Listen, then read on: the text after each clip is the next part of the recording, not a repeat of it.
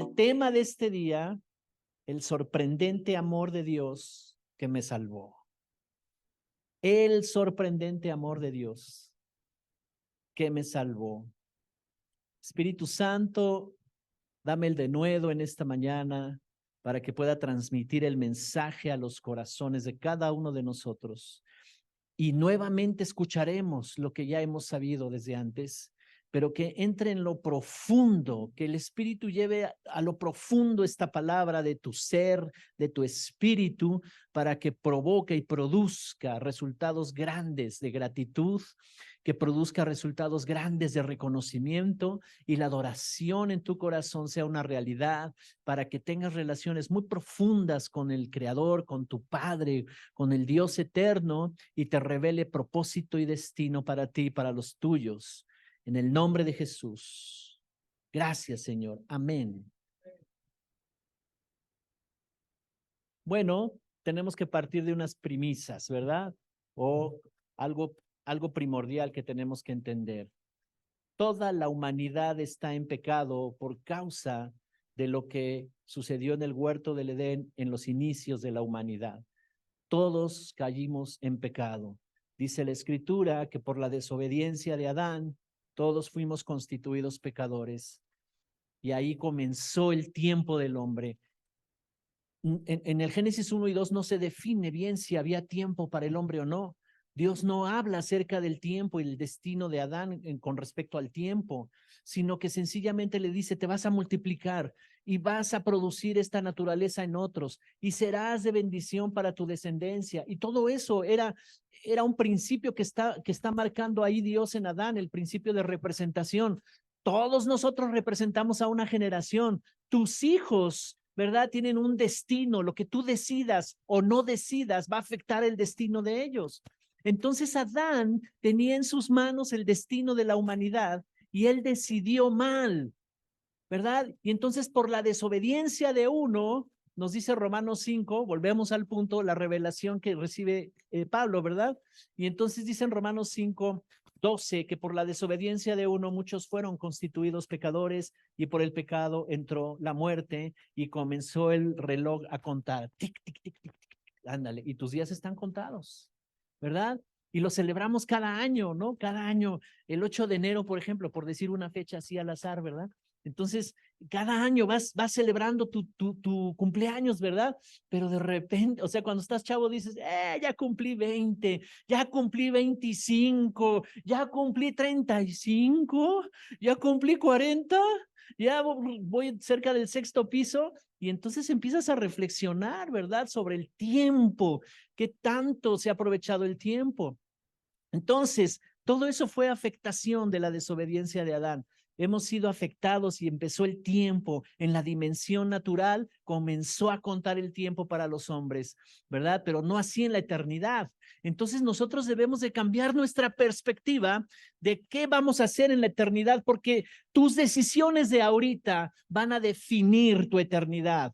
Entonces, la primer primicia es que toda la humanidad está en pecado a causa de la desobediencia de Adán, ¿verdad? Ahora, pecado es estar separado de Dios, estar en ignorancia de Dios, y es muy grave porque tiene consecuencias en esta vida y en la eternidad, porque tú y yo somos de naturaleza eterna, somos eternos. El asunto no es si somos eternos o no, así nos diseñaron, así nos creó el Señor, ¿verdad? Esa es la naturaleza del ser humano, eterna. El asunto es dónde vas a pasar la eternidad. Tú lo decides. Él nos da el mensaje, venimos a una iglesia donde tenemos el mensaje y nuestras decisiones. El mensaje tiene que ser tan fuerte, tan poderoso, que capte toda nuestra atención para que nos arranque de la atención que tenemos en la vida natural, en el curso de nuestra vida. Y por supuesto, tú tienes un trabajo, una ocupación, familia, intereses en este mundo. No estoy diciendo que eso esté mal. Lo que estoy diciendo que eso nos arraiga tanto que no estamos conscientes de la eternidad. No estamos conscientes de que mis decisiones están definiendo mi destino. Todas tus decisiones están creando un futuro. ¿Qué futuro quieres? Porque si pecado es estar separado de Dios, ahora ¿Qué es lo que me acercó a Dios? Y es el tema que trataremos en este día, ¿verdad? El entendimiento de la vida y cómo funciona ya no está en los hombres. ¿Por qué? Porque están separados de la fuente de sabiduría, de entendimiento, el que creó todas las cosas, el que sabe cómo funcionan todas las cosas. ¿Sabes? A veces hay problemas de electricidad en mi casa porque la instalación es muy especial y solamente hemos conocido a una persona. Después de varios, algunos que fueron ahí a checar y hicieron y pusieron y nomás no quedaba. Y esa persona supo qué es lo que pasaba. Entonces, hay alguien que sabía, ¿verdad?, cómo funcionaban las cosas. Y de otra manera estábamos sufriendo, tratando de que funcionaran y no funcionaban. Y así es la vida. Cuando tú estás parchando por acá y poniéndole por acá y quitándole y amarrando, haciendo algo provisional en tu vida, no va a funcionar. Necesitas ir al diseñador, al creador de las cosas. Pero el pecado nos separó de eso. Esa fue la primera consecuencia. El pecado introdujo la muerte y las consecuencias del pecado son la muerte. Por causa del pecado, al estar separados de Dios, ¿verdad? Entró la muerte. O sea, la maldición o maldiciones, la enfermedad y la pobreza. Terrible, ¿verdad?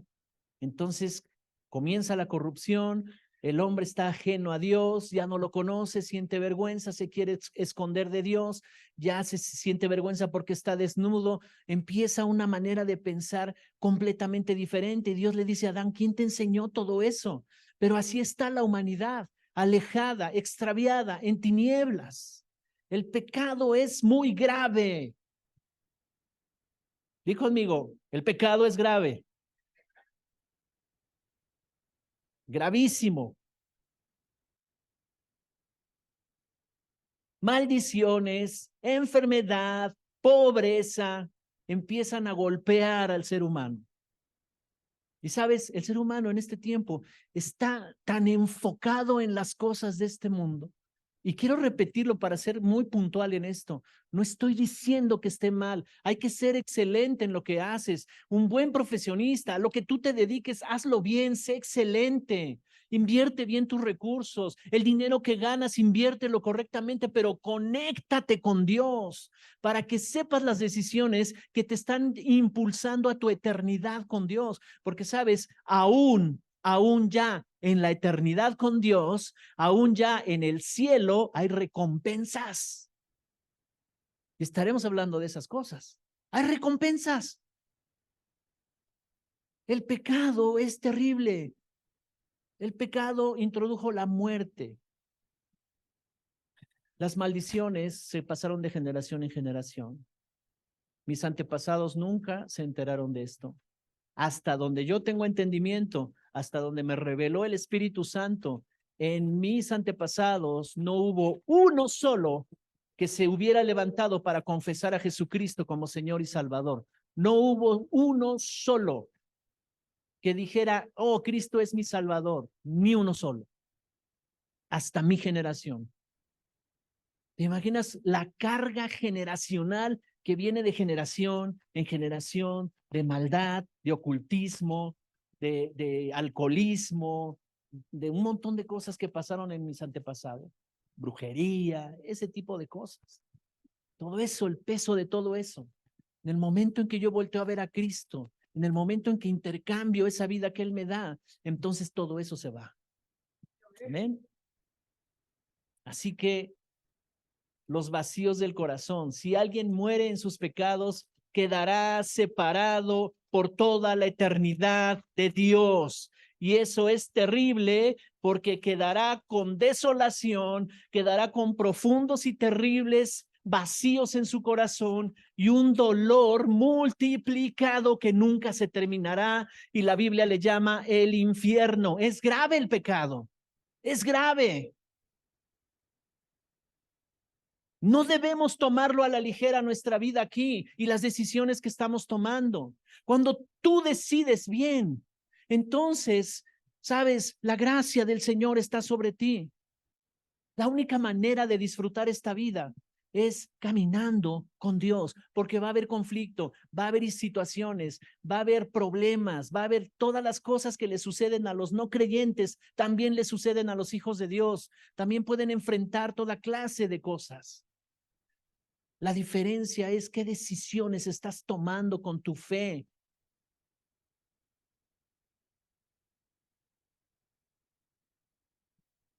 ¿Sabes? Dios estableció su ley para su pueblo, estatutos, principios, leyes y mandamientos. Cerca de 750 estatutos. Y los judíos tenían que sabérselos y aplicarlos. Y sabes, no podían. Entonces cada año Dios daba un salvoconducto. Tenían que presentar una ofrenda en forma de cordero, o sea, de las manadas que ellos estaban teniendo, escogían a un cordero, el mejor, y ese lo traían a la entrada del templo y lo ofrecían en sacrificio por sus pecados, para que Dios pudiera perdonarle sus pecados. Ese es el principio del sacrificio. Pero solamente lo estableció Dios como un tipo y figura de lo que iba a ser Jesús. El ocultismo y la brujería practica esas cosas. Imita lo que quiere hacer con Dios, ¿verdad? Lo que hace Dios en su ley. Y ese sacrificio representaba para ellos el lugar adecuado y apropiado donde iban a poner, ¿verdad?, sus pecados ellos. Entonces, Dios establece en su ley todo esto, pero sabes, los 10 mandamientos son sumamente importantes. Los 10 mandamientos. ¿Cuántos se saben los 10 mandamientos? O aunque sea uno. ¿Cuáles te sabes? No.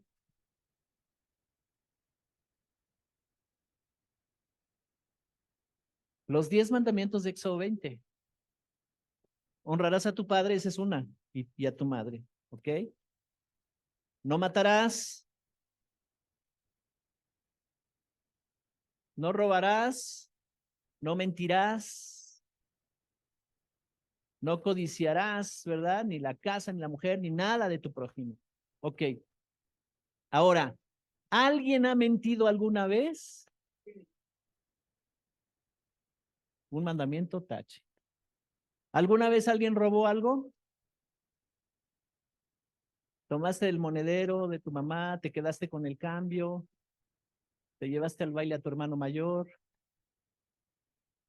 2 mandamientos, tache. ¿Le seguimos?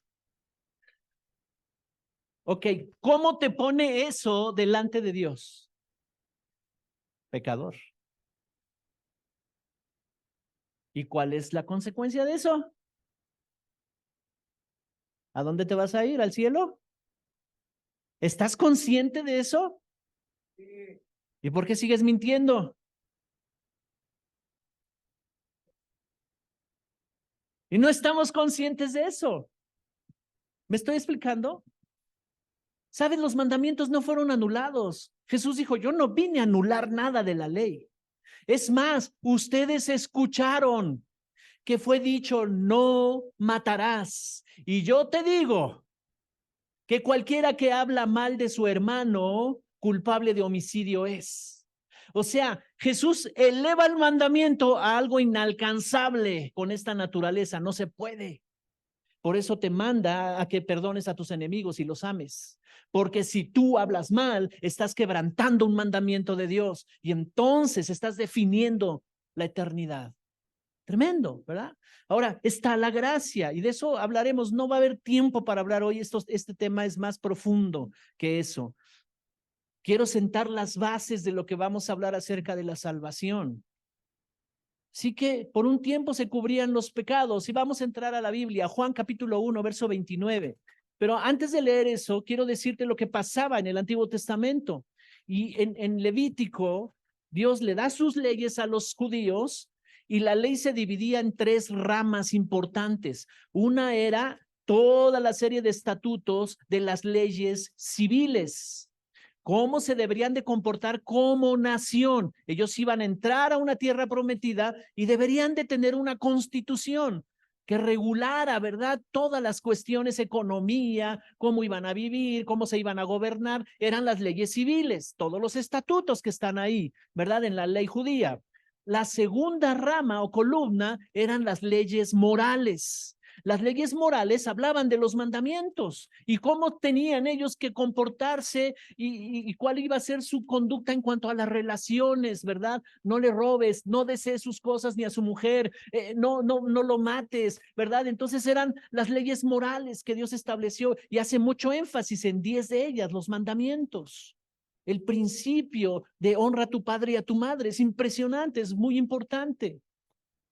Y una tercer, ¿verdad?, rama de las leyes que eran las leyes religiosas o rituales. Esas eran muy importantes para ellos porque Dios abrió un espacio, ¿verdad? Yo le llamo un salvoconducto, ¿no? O sea, Dios abre un espacio por cuanto ellos no iban a poder cumplir con todas esas leyes porque hay una naturaleza caída, ¿verdad? De pecado. Ellos no podían cumplir con todo eso por más que se esforzaran y cada año debían de traer esta ofrenda a Dios, le llamaban la ofrenda de paz, que consistía en traer un corderito. Y ese corderito lo presentaban en la puerta del templo, el tabernáculo de reunión, y ahí ese corderito era puesto en las manos del sacerdote y el sacerdote levita lo recibía. Y entonces ese representante que representaba a todo el pueblo judío tenía que confesar los pecados y decir, hemos transgredido las leyes de nuestro Dios, hemos pecado contra nuestro Dios y nos arrepentimos y aquí confesamos todo nuestro pecado. Y todo lo que él estaba confesando estaba siendo puesto en ese inocente cordero. Y entonces el sacerdote levantaba su mano y decía, ahora ustedes son justificados porque ya hay alguien que recibió todo el pecado. Había sido el cordero, había un intercambio ahí de estado y de condición, ¿verdad? La condición inocente de ese corderito era traspasada a ese representante de todo el pueblo. En otras palabras, el pueblo era justificado por un tiempo. Entonces se cubría el pecado y Dios entraba en acción para bendecirlos, para protegerlos de los enemigos. No había enfermedad, iban a prosperar y tenían que hacer eso continuamente cada año. Pero luego nos dice Hebreos 10 que esos sacrificios no podían hacer perfectos a los que él estaba justificando, pero con un solo sacrificio Dios hizo perfectos a todos los que él justificó. Entonces Juan 1:29 nos habla acerca de algo bien interesante. Dice, al día siguiente, Juan, habla de Juan el Bautista, vio a Jesús que venía hacia él y dijo, he aquí el Cordero de Dios que quita el pecado del mundo. Entonces, en el antiguo pacto, los judíos hacían esas cosas, pero luego viene el cordero que Dios preparó, un ser humano. Ya no iba a venir de las manadas que ellos estaban criando, sino uno que preparó Dios con una genética divina, concebido del Espíritu Santo en el vientre de María, iba a nacer con una naturaleza diferente, no se iba a encontrar pecado en él, el santo, el justo, el que fue sin pecado, el Hijo de Dios, el Cordero perfecto. Él iba a ser no solo para esa generación, para los que estaban ahí, porque esos corderos solo salvaban a esa generación y por eso lo tenían que hacer cada año, pero ahora venía un cordero suficiente, el Cordero de Dios que quita el pecado del mundo. ¿Sabes? Cuando se hacía ese ritual de la ley en el Antiguo Testamento, en lo espiritual pasaba algo, porque descendía una columna de fuego sobre el templo y todos los que estaban en el campamento de los judíos en el desierto la veían y empezaban a brincar y daban celebración y había júbilo y danza y alabanzas a Dios porque había aceptado el sacrificio, había aceptado la ofrenda del Cordero. Y ellos decían, Dios nos ha perdonado por este año, Dios nos ha justificado, seguro que vamos a estar bien, ¿verdad? Pero ellos tenían la obligación de ir avanzando en obedecer la ley de Dios. Ahora, ¿cuánto te alegra? ¿Cuánto llena tu corazón? Porque esos que estaban ahí en el desierto, esa generación que entró a la tierra prometida, tenían un entendimiento más claro. Si no es con Dios, no sé a dónde iremos. Si no es con Dios, nos va a ir muy mal. Si no es con Dios, no estaremos bien. Si no es con Dios, estamos perdidos por la eternidad. Y entonces había júbilo y alabanza en un antiguo pacto, en el pacto de la ley, en el pacto de los judíos. Ahora Jesús viene y hace un nuevo pacto, el pacto con su sangre. Y cuando tomamos la comunión, ¿se acuerdan? Levantamos la copa, ¿verdad? Recordando lo que dijo Jesús y dijo, esta es la sangre del nuevo pacto que será derramada por todos ustedes con un solo sacrificio. Así que Juan el Bautista está revelando aquí que Él es el Cordero de Dios, el que quita los pecados del mundo. La sangre de Jesús tiene más poder que la sangre que se derramaba en el antiguo pacto. Esta sangre tiene tal poder que es única, con un solo sacrificio. Él puede salvar a todas las generaciones, las que todavía no existen, tus nietos que todavía no existen, tus hijos que todavía no existen. Ellos pueden encontrarse con esta salvación también. Amén. La sangre es la vida. Romanos capítulo 3, verso 23. Romanos 3:23 dice, pues todos hemos pecado. Nadie puede alcanzar la meta gloriosa establecida por Dios. Sin embargo, en su gracia, Dios gratuitamente nos hace justo a sus ojos, nos hace justos a sus ojos por medio de Cristo Jesús, quien nos liberó del castigo de nuestros pecados. Pues Dios ofreció a Jesús como el sacrificio por el pecado. Las personas son declaradas justas a los ojos de Dios cuando creen que Jesús sacrificó su vida al derramar su sangre. Ese sacrificio muestra que Dios actuó con justicia cuando se contuvo y no castigó a los que pecaron en el pasado. O sea, Dios te ama a ti y a mí, tanto nos ama que se contuvo de soltar toda su ira sobre el pecado. Dios odia el pecado. Dios tiene tanta ira contra el pecado que quiere destruirlo, ¿verdad? ¿Me explico? Pero como el pecado ya estaba en el hombre, lo que más ama a Dios no podía destruirnos a nosotros. Y entonces él dijo, bueno, vamos a hacer algo con el pecado para que el pecado salga de ellos. Vamos a poner un lugar apropiado a donde enviar el pecado legalmente. Porque él dijo, todo el que peque tendrá que morir. O sea que el pecado está bajo juicio, bajo sentencia y bajo castigo. El pecado tiene sus consecuencias. No hay tal cosa que digamos, yo ya soy salvo y tengo que seguir pecando. No, tiene consecuencias. Hay consecuencias. Y por eso necesitamos entrar tan profundo a la palabra para que podamos caminar en esa justicia que Dios ya estableció para nosotros por medio de Cristo Jesús. Y dice aquí, pues todos hemos pecado y nadie puede alcanzar la meta gloriosa establecida por Dios. ¿Cuál era esa meta gloriosa? Su presencia, que camináramos en su presencia, ¿verdad?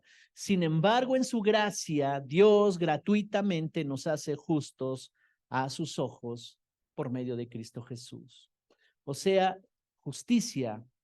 El reino de Dios es un reino legal, que quiere decir que funciona con base en leyes y principios. Así que Él revela sus leyes y si las obedecían los judíos, ellos eran justos delante de Dios. Y si eran justos, Dios los bendecía.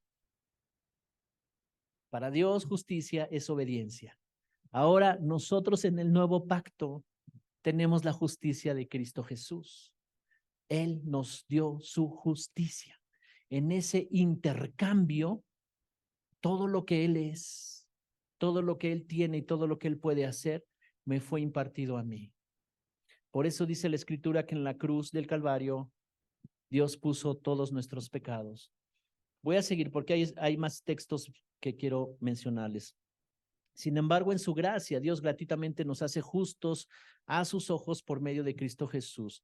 Gracia quiere decir que Dios te dio lo que no merecías. Cuando tu hijo se porta mal, ¿le das algo de premio? Y en un acto de amor tú dices, híjole, bueno, ya aprendió la lección. Estoy viendo arrepentimiento. A ver, hijo, ven, aquí está. ¡Pum! Él se va a impactar porque sabe que no lo merecía. Sabe que no había hecho nada para merecerlo, que estaba perdido, que ya no podía tener esperanza de recibir algo. Y de repente lo recibe. Entonces, eso es gracia. Andábamos perdidos. Y dice que Dios ofreció a Jesús como sacrificio por el pecado. El pecado, la única manera de deshacerte del pecado es a través de Cristo Jesús. Y el arrepentimiento, si tú crees en tu corazón y lo confiesas con tu boca, que Jesucristo es el Señor y que Dios lo resucitó de los muertos, estás entrando en ese intercambio, entendiendo la obra preciosa de Jesús, entendiendo lo maravilloso del amor de Dios que nos salvó, ¿verdad? Lo asombroso, lo maravilloso del amor de Dios, y estás entendiendo cuando tú meditas en esa palabra, si crees en tu corazón que Dios lo levantó de los muertos, entonces serás salvo. La salvación vendrá a tu vida. Eso es un acto de fe que desata de la eternidad, de la dimensión de Dios, de lo que no se ve, desata ese poder de salvación sobre tu vida y naces de nuevo. Y hay una nueva naturaleza. Es un evento sobrenatural. Tremendo, impresionante. No que hoy la humanidad está distraída en varias cosas.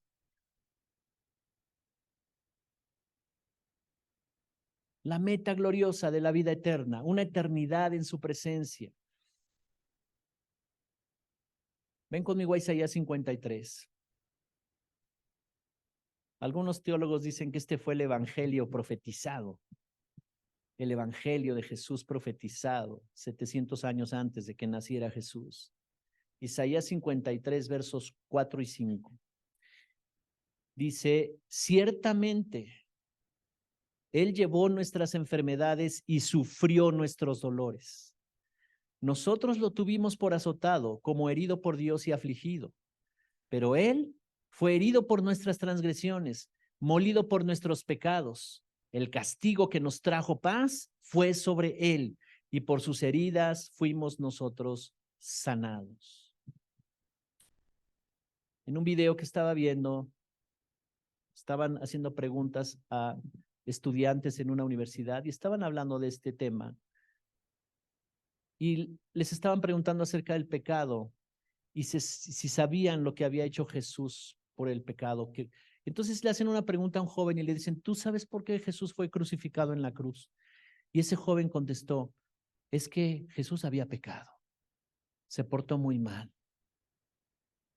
En ese nivel de, de entendimiento o de conocimiento, está en esa generación ese pensamiento. Extraviados totalmente. No saben, no entienden, andan en tinieblas, dice un salmo. Entonces, iglesia, ¿qué vamos a hacer nosotros? Tenemos que sacarlos de esa oscuridad porque es una generación que anda en tinieblas. Son chicos que serán profesionistas en un tiempo y estarán en diferentes áreas de la sociedad operando en su profesión, ignorando a Dios, teniendo conceptos equivocados acerca de Dios y no entendiendo lo que es el pecado. Pero aquí dice, Él llevó nuestras enfermedades y sufrió nuestros pecados. ¿Cómo? Un hombre justo, santo y sin pecado, lo acusan falsamente, lo traicionan y todo eso con propósito para meterlo ahí, subirlo a esa cruz. En una de las muertes más miserables que se conocía en ese tiempo, porque solamente subían a la cruz, los crucificaban a los asesinos, a los más malvados eran los que subían a la cruz, no a cualquier prisionero que estaba sentenciado a muerte. Había otras formas de morir, pero los exhibían públicamente y los subían ahí, los hacían sufrir tanto porque eran los que más pecados habían cometido. Y ahí estaba el justo, ahí estaba el santo de Dios, el justo, el que no había cometido pecado, estaba ahí en la cruz. ¿Por qué? ¿Por qué crees? No es porque él se portó mal, porque él fue hallado sin pecado. No es porque Él cometió un error, es por amor a ti y a mí. Sufriendo el oprobio, dice la Biblia, ¿verdad? O sea, sufriendo los agravios, la pena de estar ahí desnudo. Dice la Escritura, los originales, que estaba desnudo. Lo golpearon por todas las partes de su cuerpo. Los látigos le pegaron en todas las áreas de su cuerpo. No se quedó ningún área de su cuerpo sin haber sido golpeada. Se desangró en la cruz del Calvario. Se desangró. Pero eso no fue lo que le dolió. Ni siquiera el soportar su peso sobre los clavos ahí en la cruz, que es doloroso, que es impresionantemente doloroso. Eso no fue lo que le dolió más. Lo que le dolió más a Jesús fue que en un momento dado Dios tenía que dejarlo, Dios tenía que apartarse de él. Y él exclama: ¿por qué me has dejado? ¿Por qué me has desamparado? ¿Por qué te has ido? Porque si no se hubiera ido Dios de él en ese momento, no hubiera podido venir todo el pecado sobre Jesús para llevárselo a la tumba.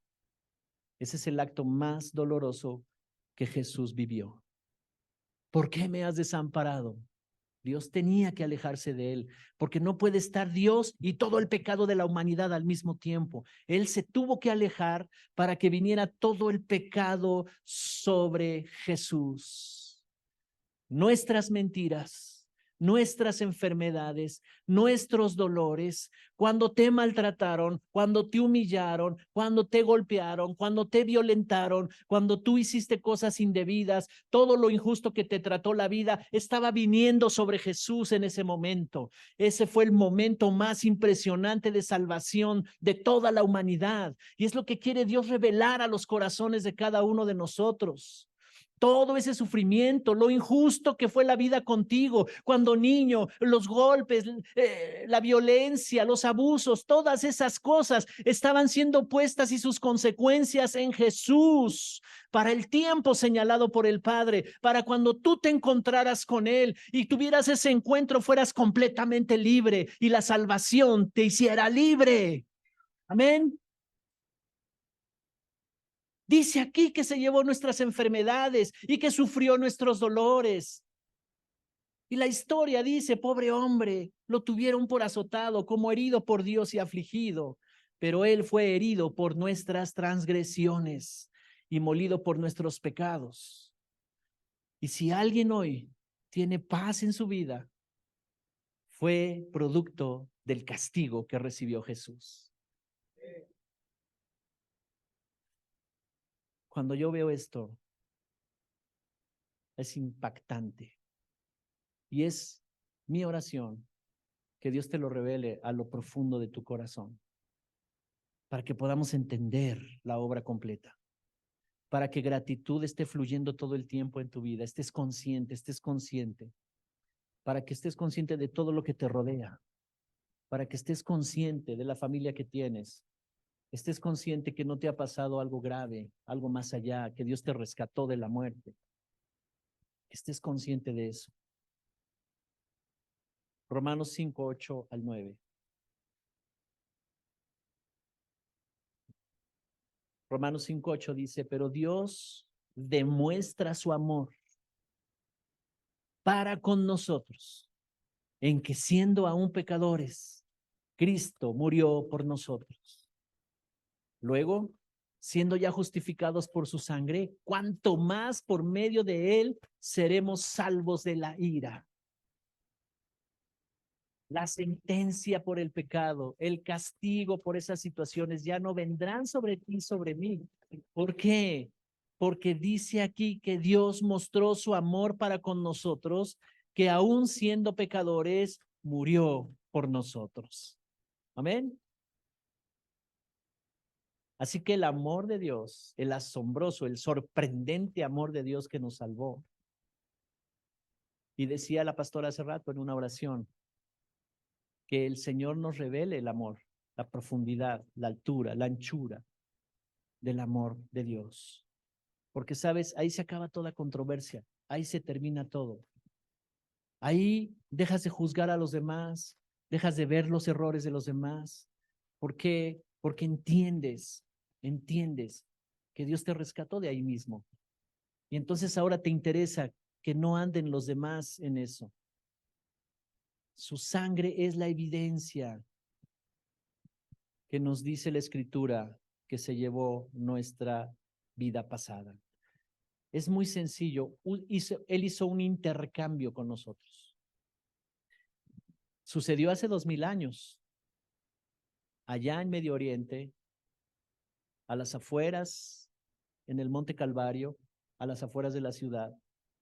Y en el Monte Calvario se levantó esa cruz hace poco más de 2000 años. Y ahí, en ese acto, donde estaba siendo crucificado el Hijo de Dios, toda la eternidad, toda la dimensión de eternidad, toda la dimensión de eternidad quedó impactada, porque cuando desobedeció a Adán, el enemigo Satanás tomó autoridad sobre todas las culturas, las civilizaciones que existieron hasta antes de Jesús. Todas esas grandes culturas, imperios y civilizaciones tenían sus propios dioses, tenían sus propias formas de querer acercarse a Dios, porque quedó un profundo vacío en el corazón del ser humano, de Dios, porque así fuimos diseñados. Dios puso eternidad en el corazón del hombre, dice Eclesiastés 3:11, que puso eternidad, diseñó eternidad en el corazón del hombre, pero al quedar separados, esa eternidad se quedó en un hoyo profundo, y todas las culturas y civilizaciones, en su deseo de encontrar respuestas fuera de ellos, empezaron a ser dioses de muchas cosas y tomaron figuras, hicieron figuras y comenzó la idolatría y hicieron tantas cosas. Esas civilizaciones fueron culturas y culturas que vivieron así hasta que vino el Hijo de Dios, hasta que vino Jesús, el Hijo de Dios. En una ocasión, me parece que es Hechos 17, no tengo el dato exacto, pero es el libro de Hechos. Pablo llega a Grecia y en Atenas lo invitan con los grandes filósofos de ese momento. Y estaban los grandes maestros de las escuelas de filosofía, de los griegos. Y entonces Pablo va caminando, describe el libro de los Hechos y ve a su lado varias figuras que ellos crearon de dioses, ¿verdad? El dios de esto y el dios de aquello, y estaba Zeus y estaban todos esos dioses, pero había uno que solamente tenía una inscripción y no había nada ahí. Y decía, el Dios desconocido. Y Pablo dice, de ese Dios es el que les voy a hablar. Y comienza a hablar su discurso y su predicación. Y dice la Escritura que los maestros de las filosofías de las escuelas griegas estaban tan impactados, pero cuando les habló de la resurrección dijeron, a ver, espérame, eso es otro rollo de la resurrección, espérame, eso está más pesado, otro día vienes a hablarnos de eso. No lo entendieron, pero dice la Escritura que cuando Pablo salió de ahí, muchos griegos habían creído, muchos, y se convirtieron a Cristo, muchos griegos. Tremendo, ¿no? Entonces, sabes, la predicación derriba todo argumento. Las escuelas más importantes de los filósofos griegos fueron confrontadas con la palabra de Dios. Dice aquí que Dios muestra su amor para con nosotros en que siendo aún pecadores, Cristo murió por nosotros. Así es que yo te pido que en tus oraciones de cada día dile, Señor, abre mi entendimiento, abre los ojos de mi entendimiento para que yo pueda conocer en toda sabiduría espiritual, en toda inteligencia espiritual, la obra completa, lo que tú hiciste conmigo, el llamado que me has hecho, la herencia que ya tengo, todos los beneficios y todas las consecuencias de la cruz del Calvario. Y Dios te lo va a revelar. Y cuando esté revelado a tu corazón, vendrá una transformación tremenda, impresionante. Dice que Dios nos amó tanto. Así que vamos a seguir hablando de este tema, porque es muy apasionante y es muy impactante conocer las profundidades de la salvación. Las premisas que hablé al principio, todo mundo está bajo pecado. No hay religión que te pueda salvar. No existe ninguna religión, ni Buda, ni Siddhartha, ni ninguno de ellos puede salvar. El único que te puede llevar al Padre es Cristo Jesús. Es el único camino, la única verdad y la única vida. Así que enfoquémonos enfoquémonos porque allá afuera, alrededor, los amigos de nuestros hijos, nuestras amistades, nuestros parientes, todos ellos andan en la ignorancia de Dios, en tinieblas, no conocen y necesitan que seamos luz para ellos, porque está de por medio su destino eterno. Está de por medio su destino eterno. Y cuando a mí me avisan de que un familiar tiene ciertos problemas de salud y ese tipo de cosas, en la semana me avisaron de un tío que hace tiempo no veo, vive en Toluca, y me dice, mi hermana tiene cáncer, está desesperado. Háblale, haz una oración por él. Claro, porque su eternidad está comprometida, porque vivió su vida sin conocerlo, como quiso, como pudo, como entendió vivirla, pero ahora que está en el final de sus días, necesita ser salvo. Ya es un hombre grande, 80 y tantos. Necesita ser salvo. Eso es lo primero. ¿Y Dios lo puede sanar? Sí, claro, creemos en la sanidad, hemos visto sanidades, pero lo más importante, que Cristo sea su Señor y Salvador. Amén. ¿Qué vas a hacer tú? ¿Qué vamos a hacer? Está de por medio la eternidad, el futuro, el destino eterno de los nuestros, de los que amamos. No lo tomes a la ligera. No seamos ligeros con esto. Dios, estoy seguro que en cada reunión, cada domingo te va a ir llevando a lo más profundo de la obra de Jesús. Tenemos que llegar a un punto de ver como Pablo vio toda la obra de Jesús y quedó escrita en las cartas, en la Biblia. Que podamos ver desde la perspectiva de Pablo, desde la perspectiva de los discípulos que estuvieron con él. Todos recibieron algo de Jesús y lo plasmaron en sus cartas.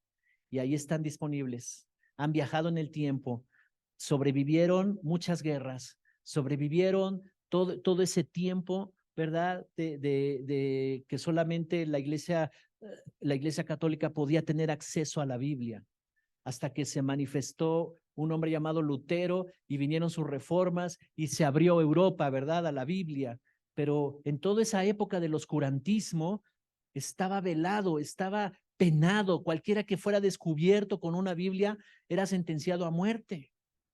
Entonces, la palabra de Dios sobrevivió a guerras, sobrevivió a tantas cosas, a imperios, a naciones, a prohibiciones, para que tú y yo la tengamos aquí disponible. Amén. Voy a terminar con esto.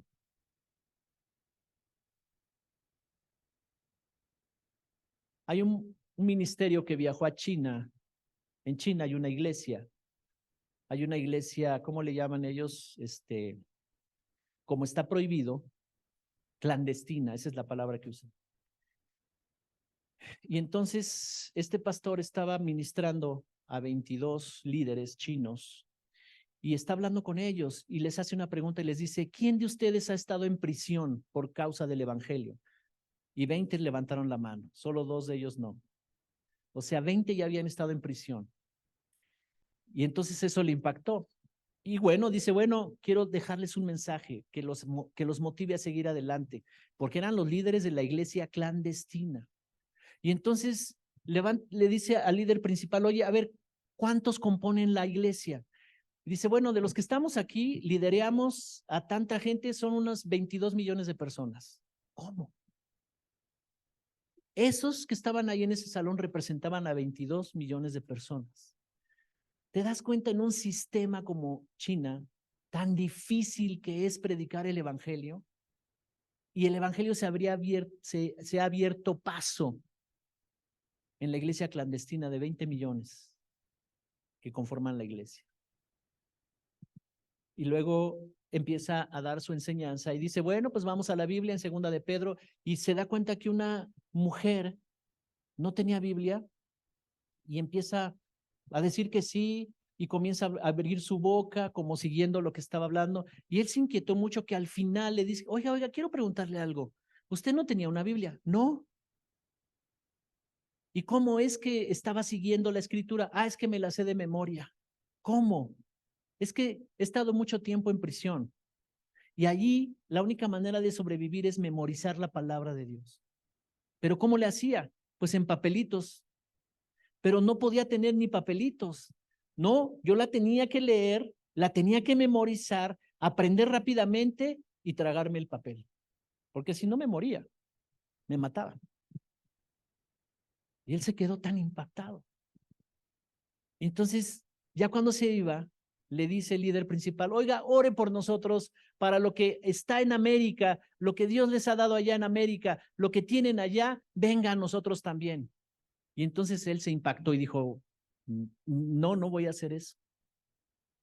Hablando de Estados Unidos, no de México.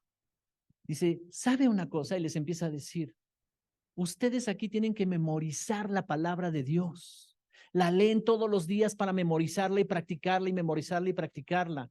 Allá en Estados Unidos hay un promedio de 3 Biblias por casa, por familia, y no la leen. ¿Cómo quieren que yo ore para que ustedes sean como ellos? No puedo hacer eso.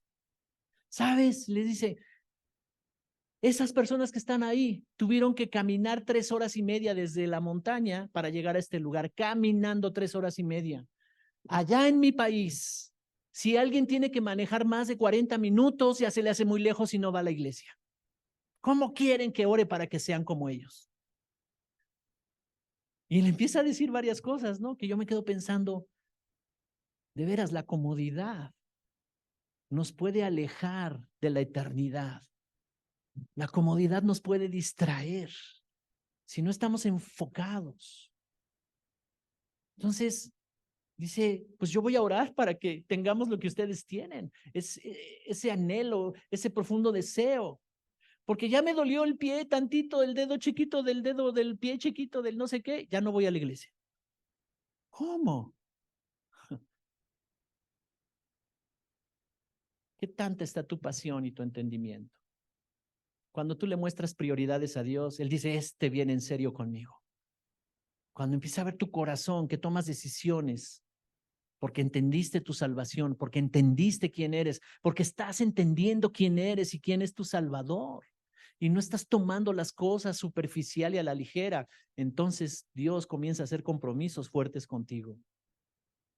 Amén.